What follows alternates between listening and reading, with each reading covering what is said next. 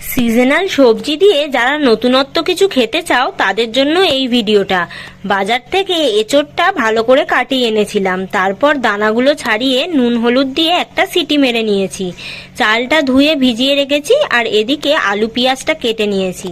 নুন হলুদ মাখিয়ে চিংড়ি মাছগুলো ভেজে নিয়ে আলুটাও নুন হলুদ দিয়ে ভেজে নিয়েছি। তারপরে পেঁয়াজগুলো নুন দিয়ে ভেজে নিয়েছি, কিছুটা বেরেস্তার জন্য তুলে রেখেছি, আর বাদ বাকিটায় আদা রসুনের পেস্ট দিয়ে নুন হলুদ লঙ্কার গুঁড়ো আর সামান্য জল দিয়ে ভালো করে কষিয়ে নিয়েছি। এবারে সিদ্ধ করে রাখা এঁচোড় আর আলুটা দিয়ে ভালো করে রান্না করে নিয়েছি। রান্না শেষ হয়ে গেলেই বিরিয়ানির মশলা, ওপর থেকে একটু টক দই আর টমেটো সস দিয়ে রেখে দিয়েছি। এবারে হাঁড়িতে জলের মধ্যে তেজপাতা, গোটা গরম মশলা, নুন, চিনি দিয়ে ভিজিয়ে রাখা চালটা দিয়ে দিয়েছি। ভাতটা বেশ সুন্দর ফুটে এলেই জলটা ঝারিয়ে নিয়েছি। আমি নিয়েছিলাম বাসমতি চাল। এবারে হাঁড়ির মধ্যে তরকারিটা তুলে দিয়ে ওপর থেকে একটু ঘি ছড়িয়ে ভাতটা দিয়ে দেবো।